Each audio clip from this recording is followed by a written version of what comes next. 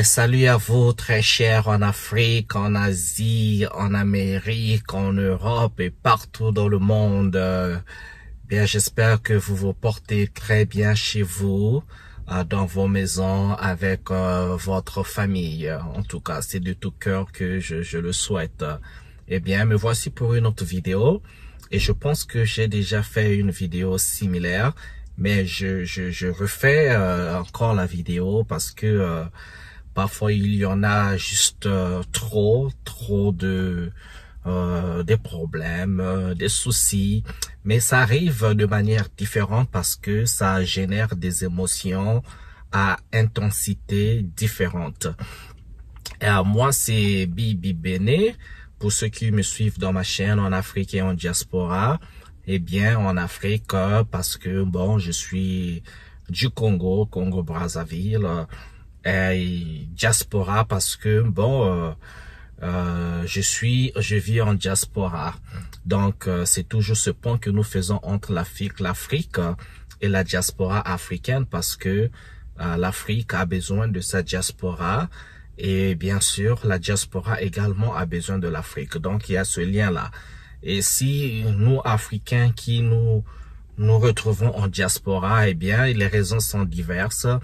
D'autres sont en diaspora pour les études, d'autres pour le business, d'autres pour changer de l'air, d'autres pour les vacances, d'autres pour chercher d'autres opportunités. Donc, il y a plusieurs raisons. Mais quelles qu'en soient les raisons, on reste des humains. Ok, bon, nous savons que il y a ces stéréotypes qui existent avec pour nos familles, nos amis qui sont en Afrique, que les choses ne vont pas toujours, l'économie est mauvaise, il n'y a pas de boulot, et donc pour ceux qui se retrouvent en diaspora, en Europe, en Amérique ou que vous vouliez.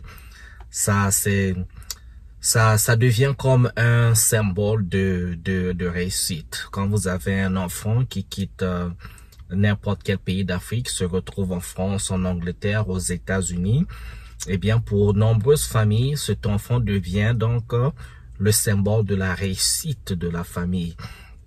Et donc, tous les yeux deviennent rivés, sont tournés vers cet enfant-là. Il devient donc la personne qui va subvenir aux besoins financiers de la famille. Alors, il y a un piège à ça. Il y a vraiment un piège à ça. Le piège, c'est cette réalité qui existe en Occident que les gens ne maîtrisent pas. Parce que la France, l'Angleterre, les États-Unis, moi, en grandissant au Congo, j'ai vu ces pays-là qu'à travers la télévision. J'ai vu à travers les films, quand il s'agissait de la France, nous, on voyait que des belles choses, hein. Les films de Jean-Paul Belmondo, Louis de Funès et tout. Et donc, quand on filmait la France, ben, c'est Paris, c'est la Tour Eiffel, les Champs-Élysées, les Galeries Lafayette, c'est les musées, c'est les châteaux. Donc, il y avait cet aspect-là du côté industrialisé, du côté dit développé de ces pays-là. Mais le côté humain, la vie de tous les jours du citoyen normal, celui qui se lève le matin, qui va travailler, qui rentre le soir fatigué, qui gagne un salaire qui ne répond pas toujours à payer ses factures, ou quand il a payé ses factures, il n'a pas d'épargne, il peut pas s'offrir des vacances. Tout ce côté-là, les difficultés quotidiennes de la vie en Occident, ça c'est des choses que nous ne voyons pas à la télé. Et donc, quand nous on quitte l'Afrique, on rejoint ces pays-là, eh bien, on rejoint également ces réalités de ces pays-là. Donc, si vous allez pour les études, ben, eh bien, vous rejoignez les réalités des étudiants de là-bas. Les avantages de ces étudiants deviennent vos avantages, et les difficultés de ces étudiants ou faire des études là-bas deviennent également vos difficultés. Et dans la force de travail, c'est pareil.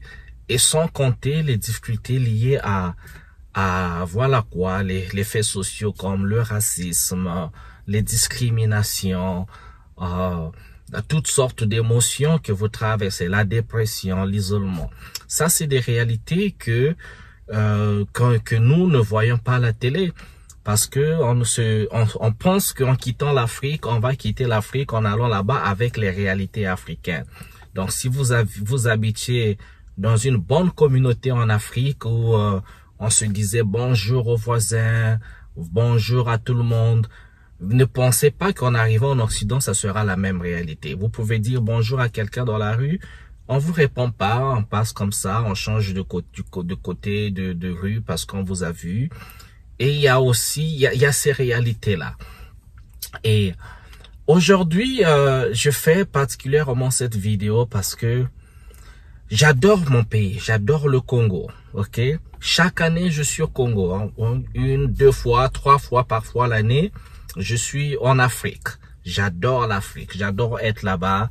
Je mets pas trop de temps en Occident, pas trop. Chaque année en tout cas, je fais pas 3 ans, 2 ans, 3 ans sans aller en Afrique. En tout cas, je suis en Afrique. Pourquoi je vais en Afrique? Parce que j'adore l'environnement, j'aime mes amis, j'aime ma famille, j'aime la façon d'être là-bas, manger, la communauté, la musique, le côté humain qui existe. Je passe dans la rue, je peux dire bonjour à n'importe qui. On me répond, il y a cette chaleur-là. Les gens n'ont pas besoin de me connaître pour répondre à mon salut. J'ai pas besoin de connaître les gens pour leur dire bonjour. Il y a rien de suspicieux dans ce sens-là, comme ça existe en Occident. Donc, pour moi, c'est très important.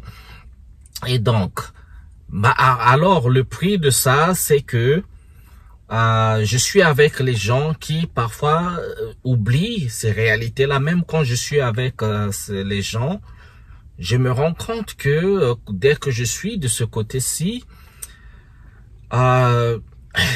les gens changent leur façon de me voir. On ne me voit plus comme juste un être humain, quelqu'un qui traverse des émotions, quelqu'un qui a des problèmes aussi.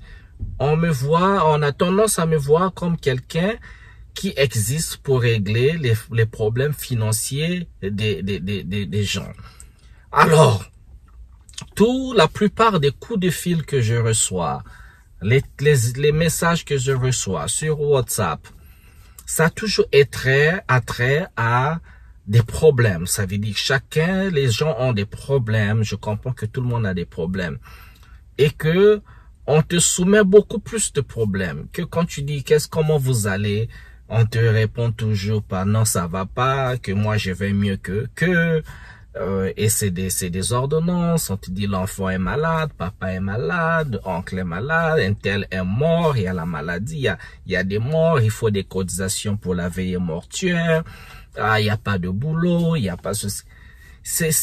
Je comprends ces réalités-là, mais imaginez-vous, tu connais 10 personnes, 20 personnes, 30 personnes, 40 personnes, et que tous ces gens que tu connais, c'est à la fois on t'envoie des messages pour te poser leurs problèmes. Au fait, tu tombes dans une espèce de dépression, de stress, d'anxiété, pas à cause seulement de la vie ici qui t'en donne déjà, mais les gens en Afrique t'en ajoutent parce que tu peux aider une personne, tu peux aider 2, et la personne que tu aides ou la personne qui pose son problème ne se rend pas compte que elle n'est pas la seule personne à poser le problème. Donc les 70%, les 80% des personnes que moi je connais ont posé leur problème en même temps. Donc c'est ça qu'il faut se dire. Je sais que vous ne pouvez pas avoir cette conscience-là, mais nous qui recevons ces demandes, c'est 20, 30 à la fois, situations à la fois comme ça. Et ces situations ont toutes tendance à être urgentes. Parce que quelqu'un a son urgence. Mais ton urgence n'est pas mon urgence. Et quand je reçois ton urgence, tout le monde il y a une urgence. Donc c'est 3, 4, 5, 10, 20 urgences à la fois. Et tu dois aider ces urgences des gens. Mais la réalité est que je ne peux pas. J'aurais bien aimé. Je peux glisser un petit $10 ici, $20 à gauche, à droite, 30. Mais je peux pas. Parce que si je prends 20 $ et que je donne à 10 personnes seulement, eh bien, je suis à combien? Je suis à 200 $. Et ça, je prends l'exemple de 20 $ qui fait à peu près 12 000 francs CFA. Mais si je prends 30 $, 40 $, si vous aidez 20 personnes, je prends juste 20 personnes parce qu'il y en a plus. Tu as à 400 $, mais et c'est 400 $, c'est pas ou 400 pour ceux qui sont en Europe, 400 €. Ce n'est pas n'importe quoi, les gars, pour quelqu'un qui n'est pas un multimillionnaire, pour quelqu'un qui travaille normalement, parce que ça, c'est la facture de l'électricité, c'est la facture d'eau, c'est l'internet, c'est le parking, comme ça parti. Donc, s'il faut donner ça à une personne, à 2 personnes, 3, eh bien, tu as sacrifié toutes ces factures-là. Et donc, ce que tu devais épargner, tu n'épargnes plus. Si tu avais un projet à toi, tu veux construire une cabane, tu veux financer quelque chose, eh bien, tu comptais sur ces 200, 300, 400 € là que tu devais défalquer de ton budget ou de ton salaire pour mettre dans ce projet. Mais quand tu le prends, tu donnes à quelqu'un, ça veut dire que ton projet est aux arrêts. Tu ne fais pas avancer ton projet parce que tu as aidé quelqu'un qui est dans une situation soit de maladie, d'une causation de quelqu'un qui est mort, ou bien encore de quelle que soit la situation, la galère, quelqu'un qui n'a pas d'argent, quelqu'un qui veut manger. Donc, je comprends très bien, vous avez ça, mais ces demandes-là, nous les recevons de manière régulière. C'est tout le temps, c'est régulière, c'est chaque semaine que nous recevons. Et si chaque semaine, on se met à régler les problèmes de quelqu'un, ça veut dire que tous nos projets personnels, on ne peut pas avancer. Si tu as une cabane à finir, tu ne peux pas finir cette cabane que tu construis. Si tu veux investir dans un projet qui va te rapporter plus pour que tu t'occupes toi aussi de ta famille, de ta vie, ou que tu assures ta retraite, tu ralentis. Tu te sacrifies toi-même pour aider quelqu'un. Donc, ce sont des réalités qui existent. Donc, du coup, surtout quand tu as tes proches à toi. Moi, j'ai reçu récemment un coup de fil des membres proches de la famille, mais tellement proches, que la personne ne m'a à peine appelé. Allô, salut, ça va, comment tu vas? Donc, ça va, mais la personne ne me demande pas comment je vais, comment vont les enfants, comment va la famille, comment ça se passe chez moi. Et en fait, à la personne, j'avais remis, la personne m'avait fait une demande, il fallait que je donne l'argent, donc j'ai défalqué à peu près 150 $ comme ça que j'avais remis à la personne. Et la personne m'appelle pas pour ne même pas me remercier, juste pour me dire que l'argent que j'ai envoyé était insuffisant. Et moi, je sais où est-ce que j'ai dû défalquer cet argent-là pour pouvoir aider la personne à régler ce problème-là. Et je sais que j'avais dit à la personne, ok, il a un problème de tel montant. Je dis, je ne peux pas faire face à tout ce montant-là maintenant là, mais je vais te donner, je vais te faire une avance comme ça.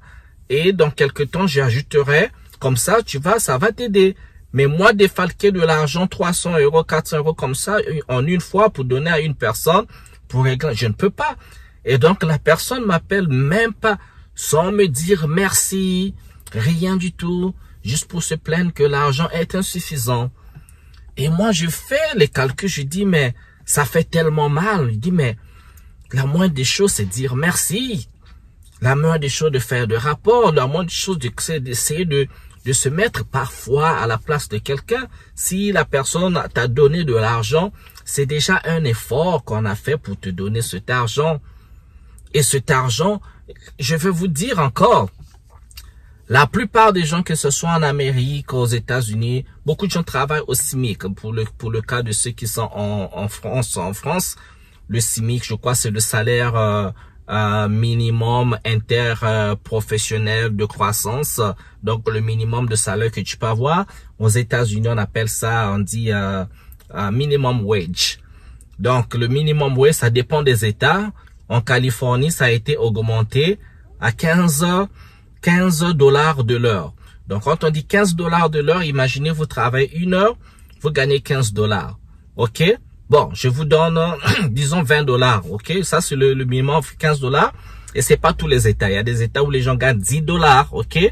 Mais non, si vous gagnez 20 $, ça veut dire, vous pourrez avoir 200 $.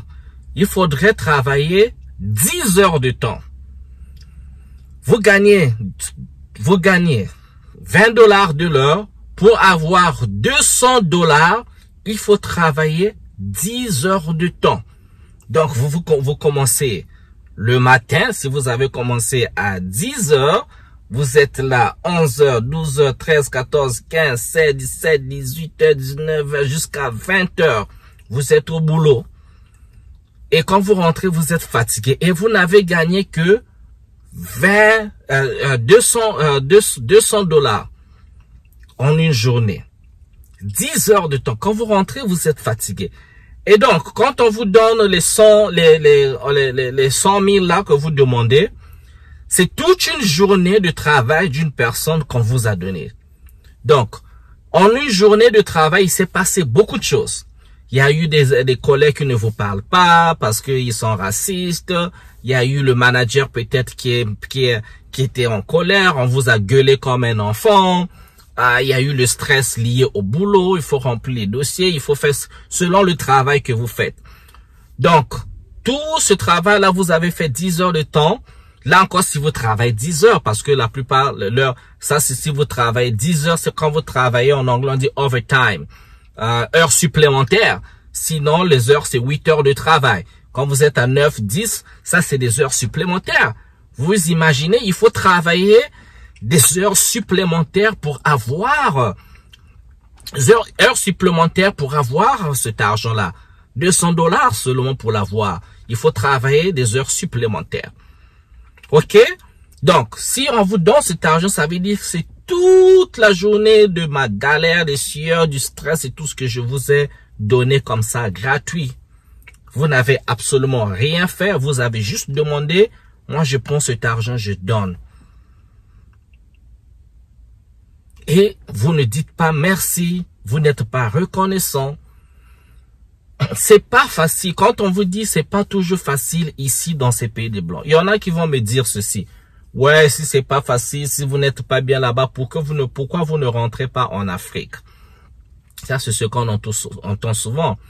Mais vous devez comprendre ceci. Beaucoup de gens ne rentrent pas en Afrique parce que il y a tellement des attentes de la famille. Les attentes que, ouais, Tachabi, ça fait 10 ans que tu es aux États-Unis, ça fait 15 ans, ça fait 20 ans que tu es là-bas. Il y en a qui vont pas rentrer. Pourquoi? Parce que les attentes, on a attendu de la personne d'avoir déjà construit un château. OK? La personne, le boulot qu'il a eu déjà pour arriver là, vous ne savez pas comment y arriver. On attend de vous de construire un château. Même quand vous avez construit une maison, on dit, ah ouais, une maison, ça va pas, il faut construire 2, 3, toutes ces attentes. Donc, du coup, 10 ans, 15 ans après, la personne n'a pas fait ce que la famille s'attendait. Eh bien, c'est parfois juste la honte. La personne a la honte, la personne est gênée. La personne se dit, mais oui, je veux bien rentrer chez moi. Mais je ne veux pas rentrer parce que tout le monde sera méchant vers moi. Personne ne va comprendre que ma vie en Europe, en Occident, n'a pas marché comme je le pensais. Alors, il préfère rester en Occident, galérer là-bas juste pour ne pas rentrer. Et vous aussi, vous allez continuer à dire, ah oui, lui là-bas et tout, il est bien, il s'occupe, il a abandonné la famille. Non, c'est le contraire. C'est la famille qui l'a abandonné. Parce que une fois quelqu'un arrive en Occident, vous ne vous souciez plus de la personne. Pourquoi vous pensez que vous ne pouvez pas envoyer de l'argent à quelqu'un qui est en Occident? C'est bien possible, vous pouvez. Je vous assure les gars, je vous assure. Si vous envoyez quelqu'un qui habite en France, aux États-Unis, en Angleterre, dans n'importe quel pays d'Europe ou je sais pas moi d'Amérique, vous prenez un petit 20 000, 30 000 francs de chez vous là-bas qui fait 30 $, disons seulement 20 $. 30 $, 15 000, 20 000 de chez vous. Vous envoyez à quelqu'un qui est en France. Je vous assure, les gars, la personne sera très contente. Parce que pour vous, vous dites là-bas, j'ai eu 15 15 000 francs CFA, pour vous, c'est rien. Mais si ça fait 30 $, ça fait 30 €. Vous savez ce que la personne peut faire avec 30 €? Avec 30 €, la personne peut prendre le petit déjeuner. Ce matin-là, la personne va prendre le petit déjeuner juste parce que c'est vous qui lui avez payé le petit déjeuner. À midi, la personne, après son travail, les 30 € que vous lui avez envoyés, il peut se faire un petit fast-food. Il peut acheter un petit kebab, formule, kebab, soda et autres. Pour ceux qui vont dans les fast-food, ils peuvent faire un McDo, un Quick, Burger King. Avec ça, il peut acheter le lait pour sa maison. Il peut aller au supermarché, acheter des légumes comme ça avec 30 €. Il peut faire tout un plat. Acheter un poulet, acheter des légumes, tomates, oignons et autres avec 30 € pour aller faire la cuisine chez lui. Et avec cette cuisine-là, il peut manger 2-3 jours avec ce que vous lui avez envoyé. Les 15 000 francs CFA que vous avez sous-estimé, que vous dites les 200, les 30 $, 30 €. 30 € si vous envoyez ça à quelqu'un qui est en France, vous savez qu'est-ce que la personne peut faire avec? La personne peut se payer un ticket métro, peut-être un pass métro. Tu peux acheter un ticket de bus. Vous savez ce que ça fait de rentrer, aller au travail avec, vous avez payé votre bus, votre transport avec l'argent qui vient d'Afrique. Et vous ne savez pas. Et cette personne ne vous oubliera jamais. D'ailleurs, vous devenez même la priorité de cette personne. Quand la personne a un peu d'argent et que vous avez un problème, on vous fera un retour et très vite.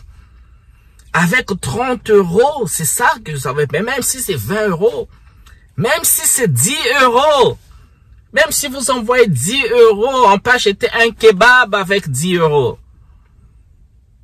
Une petite bouteille d'eau, vous buvez, vous dites, ouh, j'ai mangé là, j'ai mangé un truc sans dépenser l'argent et cet argent vient d'Afrique. C'est ça, être humain les gars, être humain, un peu de cœur. Nous sommes des gens, nous sommes des humains, quand on travaille nous tombons aussi malades. Est-ce que vous vous rendez compte, nous ne sommes pas au paradis, dans le royaume, je sais pas, où il y a de Dieu, de Jésus, de Mahomet, où si on tombe malade, il y a une main qui nous touche, pour on est guéri. Non! Et quand tu tombes malade, tu travailles pas, tu fais quoi? Tu as la fièvre, tu es faible, tu fais quoi? Qui est là à côté de toi? Et tu vis dans une société d'isolement. Chacun pour soi, Dieu pour tous. C'est des sociétés, c'est comme si c'est pas des humains, les gars. Je suis désolé de dire ça, mais quand je dis humain, il n'y a pas, c'est une culture différente. Il n'y a pas ce côté-là communautaire-là, comme en Afrique, où tu connais ton voisinage, les oncles sont là, les tantes, tout le monde est là. Il n'y a pas ça comme ça. Il n'y a pas ça comme ça. Et quand on tombe malade, ça fait du bien, les gars, de recevoir un coup de fil d'Afrique, de dire, ah, mais écoute, désolé, mais qu'est-ce qu'on peut faire? Un peu d'affection, les gars. Comment vous devenez comme pas des humains là-bas? Comme si vous traitez vos frères et sœurs qui sont en Occident comme si c'est pas des gens, comme si c'est pas des humains. Mais ils ont des émotions, ils ont un cœur. Ayez aussi un cœur. Compatissez avec eux. Pensez. Tu sais, parfois, tu as envie d'appeler quelqu'un en Afrique, juste pour discuter. Tu as envie d'appeler un ami, un frère, juste pour discuter de la vie, des souvenirs que vous aviez ensemble, rigoler un peu, parler du passé, des événements, des aventures que vous avez connues ensemble, se rappeler de ça, rigoler, parler de la nourriture, parler de la vie sociale. Vous pouvez juste une conversation normale sans pourtant que ça tourne autour de vos problèmes ou des problèmes de quelqu'un. La vie, c'est pas que des problèmes. Ayez l'habitude d'appeler quelqu'un juste pour rigoler, juste pour sourire. Faites rigoler la personne, parler de la vie, parler, je sais pas moi, les habits, les projets, mais quelque chose qui n'a rien à voir avec régler vos problèmes. Est-ce que ça, c'est possible, ça?